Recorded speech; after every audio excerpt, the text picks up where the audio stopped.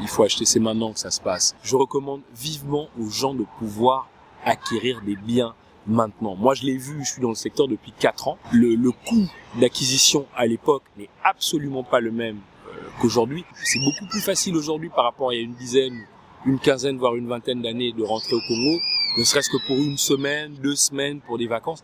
Donc, il faut acquérir les biens maintenant parce que la plus-value, elle est palpable.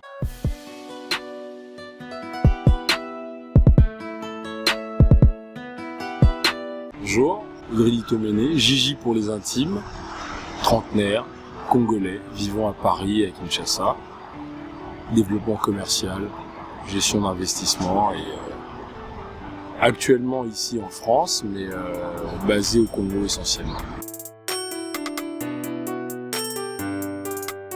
Oui, évidemment. Donc, j'ai pas seulement pensé à investir au Congo, j'ai investi au Congo et je rentre au Congo depuis une dizaine d'années. Car j'habite en France depuis 20 ans, mais ça fait 10 ans que je suis à cheval en fait entre le Congo et la France. Et donc j'investis dans différents secteurs et dans différentes activités et je continue. Voilà. Avec diverses fortunes, mais on continue.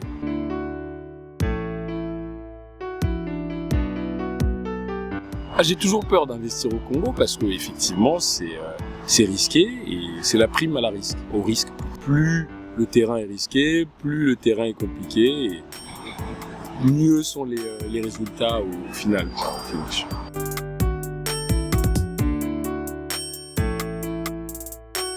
Ça va, on est toujours en vie, il y a des retours, de manière sporadique en dents de scie, mais globalement je suis très content parce que c'est pas seulement ce qu'on récolte en termes financiers, c'est aussi ce qu'on devient et les différentes rencontres à la fois professionnelles, humaines et les différents retours de ces investissements qui sont aussi intéressants.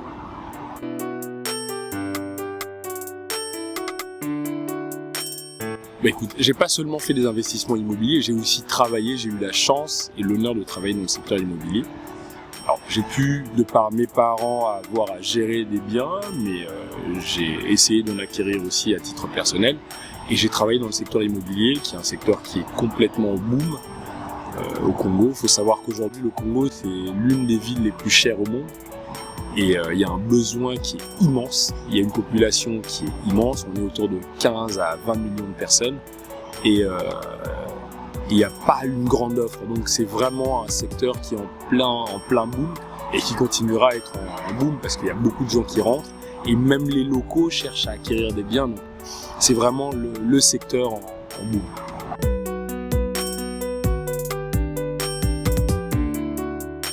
Alors dans l'immobilier, aujourd'hui j'investis surtout sur un bien personnel et puis sur le locatif. Moi je suis à Kinshasa de temps en temps, donc le bien que j'ai acquis et les biens parfois que je loue, quand je suis pas là, il faut bien que ces biens-là soient rentables. Et donc quand je suis pas là, il y a des gens qui peuvent les occuper et il y a beaucoup de gens qui sont de passage à Kinshasa et qui cherchent des logements qui est le même standing que ce qu'on vit, enfin que les logements dans lesquels on vit ici. Et c'est vrai que c'est une offre qui est assez particulière et j'ai une très bonne anecdote. Au début, quand je suis rentré il y a une dizaine d'années, on me disait que je cherchais un appartement beurré.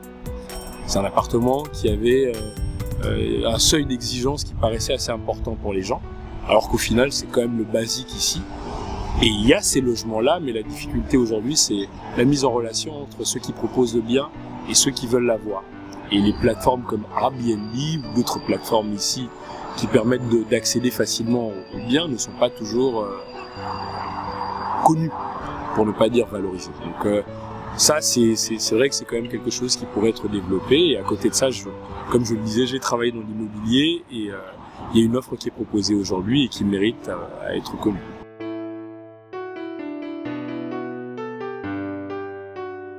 Il y a des gens qui sont là, il y a des agences, il y a des consultants, il y a des particuliers aussi qui peuvent gérer les biens quand on n'est pas là. Et il y a un capital humain, il est pas important, mais il est quand même là. Il y a quand même des gens qui tiennent la route, à Kinshasa, en Côte d'Ivoire, au Cameroun, et qui méritent d'être connus, qui gèrent vos biens quand vous n'êtes pas là. Bon, après moi j'ai la particularité de rentrer souvent, donc ça va. J'arrive bon gré mal gré à gérer, mais c'est vrai que pour des gens qui font un investissement et qui veulent quand même avoir de la visibilité, ça peut être intéressant de contacter ces personnes-là qui travaillent dans le secteur depuis plusieurs années. Je ne citerai pas des noms, mais il y en a beaucoup.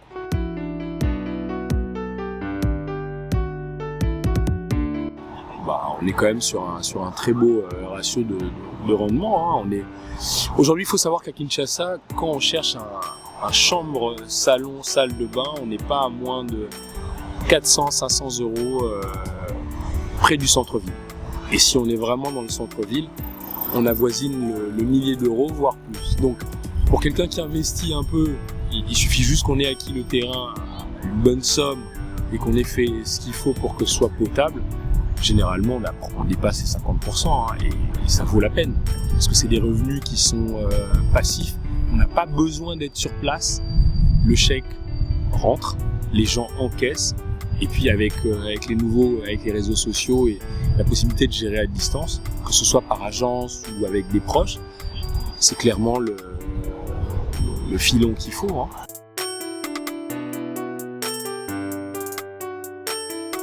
Le problème, c'est que on est victime aujourd'hui à Kinshasa de la pléthore de choix.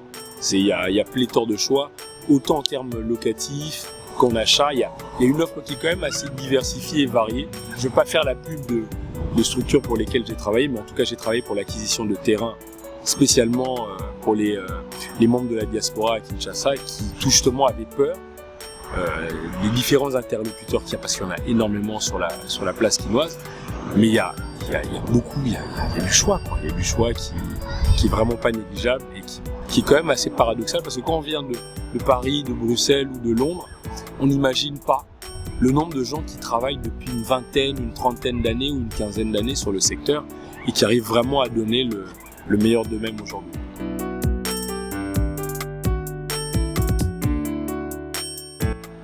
Il faut acheter, c'est maintenant que ça se passe. Aujourd'hui, on est sur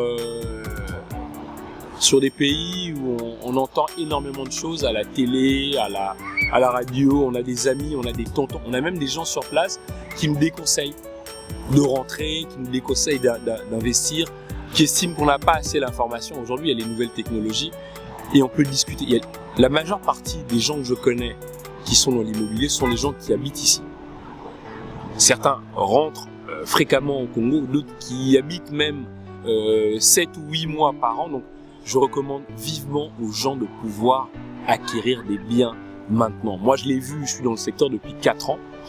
Le coût d'acquisition à l'époque n'est absolument pas le même qu'aujourd'hui, et ça va continuer de grimper parce que les gens continuent de vivre, les enfants continuent de naître, les gens rentrent de plus en plus. C'est beaucoup plus facile aujourd'hui par rapport à il y a une dizaine, une quinzaine, voire une vingtaine d'années de rentrer au Congo, ne serait-ce que pour une semaine, 2 semaines, pour des vacances. Donc il faut acquérir les biens maintenant parce que la plus-value, elle est palpable. Et les prix augmentent. Il y a un quartier à Kinshasa qui s'appelle Kinsuka, par exemple, qui est près du fleuve, où il y a quelques années, il fallait compter à peine 1 millier d'euros pour obtenir un 20 mètres sur 20. Même moins d'1 millier d'euros. Et aujourd'hui, les terrains sont mais largement plus chers. On a une vue sur le fleuve, on a un quartier qui est complètement neuf avec des règles d'urbanisation qui sont meilleures que certains quartiers à Kinshasa et qui, aujourd'hui, en termes de coûts, sont presque inaccessibles pour les gens qui vivent en Europe et qui gagnent un SMIC, voire un peu plus. Donc il ne faut pas hésiter, il faut être audacieux et il faut essayer d'acquérir autant sur de l'achat pour soi-même que pour faire de la location. Et il y a des gens qui peuvent vous accompagner aujourd'hui sur place.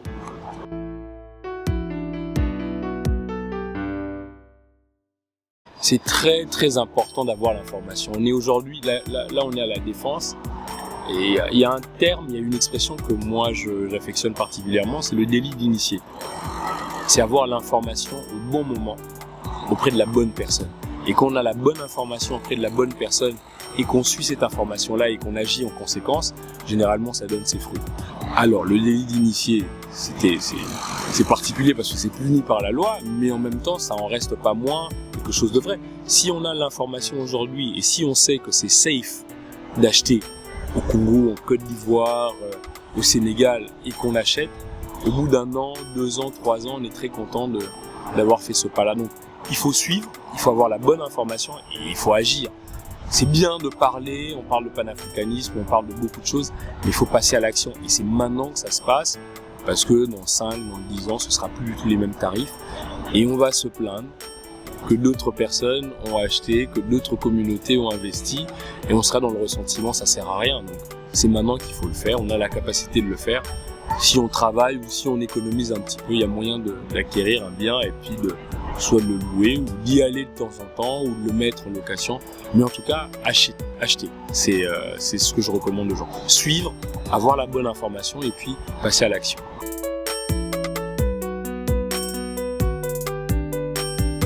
Non, mais il faut qu'on circule, on connaît pas très bien. Moi j'aime joindre l'utile à l'agréable. Quand je suis à Kinshasa, à Mwanda ou au Kwilu, j'aime bien visiter. Il faut qu'on visite notre pays, qu'on bouge et on découvre des opportunités. Moi j'ai découvert une ville qui s'appelle Mwanda. C'est pas une ville en fait, c'est un territoire qui est près de l'océan, qui est entre le fleuve et l'océan. Et ça vaut le détour, c'est à peine à quelques heures de Kinshasa, c'est à 6-7 heures de Kinshasa, mais on connaît pas, donc on n'investit pas. En France, ça nous gêne pas d'avoir un appartement à 70-100 km de Paris. Moi j'habite à Compiègne, qui est à 100 km à peu près de Paris, et je le vis très bien.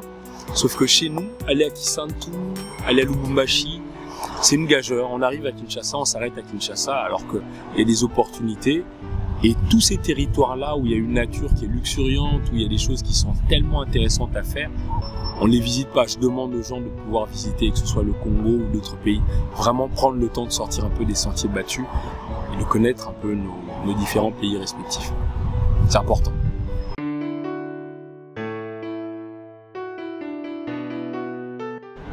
C'est mon objectif parce que le Lubumbashi, aujourd'hui, il faut savoir que on a la ceinture minière du Congo qui est dans le sud du Congo. Et le Lubumbashi, c'est vraiment le cœur du business. Aujourd'hui, il y a beaucoup d'expatriés, il y a beaucoup d'organisations. Et puis, tout simplement, il y a beaucoup de Louchois et des gens qui viennent d'autres provinces qui s'installent là-bas. Et il y a un besoin. Il y a un grand besoin en biens, il y a un besoin en location, il y a des besoins qui sont immenses, autant pour les expatriés que pour les locaux. J'y ai pas été, mais en tout cas, les retours que j'ai, c'est qu'il n'y a pas beaucoup d'offres. Et donc, pourquoi pas y aller, pourquoi pas voir ce qu'il y a capacité de faire. Je sais qu'il y a des agences qui y sont.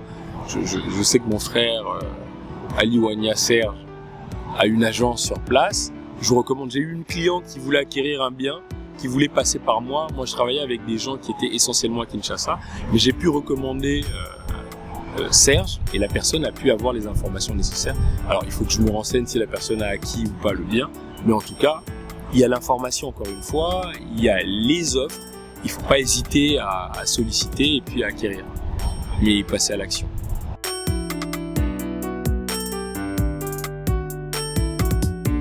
La diaspora congolaise, elle est pleine de potentiel. C'est une question qui est très polémique et je reconnais là ton envie d'avoir la bonne information. Elle est pleine de potentiel.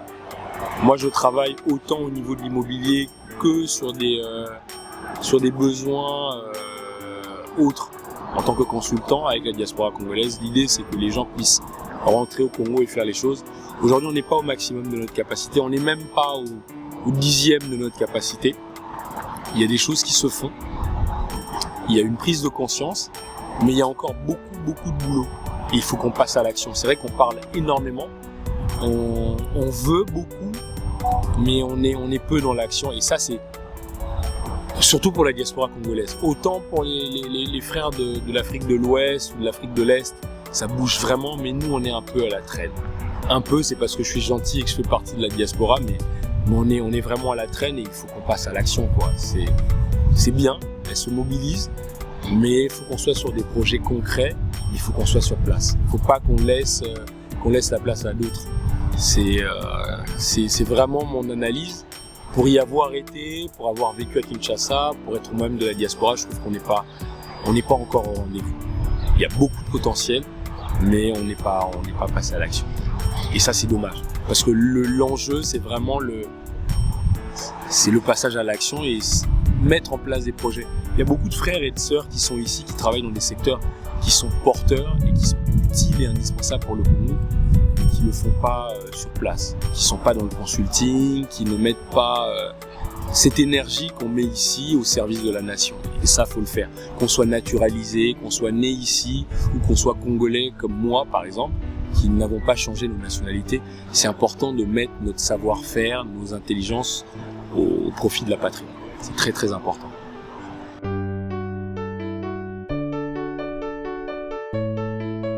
Moi, je suis consultant, j'accompagne les structures qui veulent s'installer au Congo. Voilà, autant au niveau commercial, recherche de financement et un peu de market. Donc, on est vraiment là pour que nos expériences personnelles servent à ceux qui veulent venir. Ça, c'est le parcours du combattant, rentrer au Congo. Aujourd'hui, c'est un peu plus simple.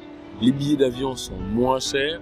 Il y a un réseau qui est important. Moi, je fais partie d'une structure qui s'appelle le Congo Synergy Club, où il y a beaucoup de gens, beaucoup de Congolais de la diaspora se retrouvent pour échanger, pour investir.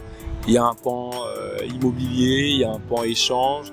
On se voit aussi, il y a des after-work. Je salue d'ailleurs la direction du Congo Synergy Club qui n'arrête pas de travailler pour faire en sorte qu'on puisse se rencontrer autant ici en Europe qu'à Kinshasa. Et ça, c'est important, c'est une très belle initiative. Pour une fois qu'on se retrouve sur des choses intéressantes et porteuses plutôt, c'est quand même beaucoup plus intéressant plutôt que de se retrouver uniquement pour les futilités. C'est bien la musique, c'est bien l'humour, mais c'est encore mieux qu'on se retrouve pour parler projet, investissement et retour au pays. Donc, moi, je suis assez content de retrouver des frères et des sœurs, comme je le disais tout à l'heure, qui sont dans des secteurs d'activité qui sont intéressants. Moi, j'aide les gens à pouvoir rentrer au Congo, s'installer, je les accompagne. Je suis consultant, j'essaie dans la mesure du possible de travailler, mais il faut qu'on parle. Il faut que le réseau s'étoffe et par rapport à d'autres communautés ici, je pense aux Indiens, je pense aux Chinois, je pense aux Juifs qui se voient, qui discutent. Nous, on n'est pas dans cette culture-là. Chacun évolue dans son coin et on a tout intérêt à se retrouver et à travailler ensemble. Seul, on va peut-être loin, mais à plusieurs, on va loin et on va beaucoup plus vite que quand on est tout seul.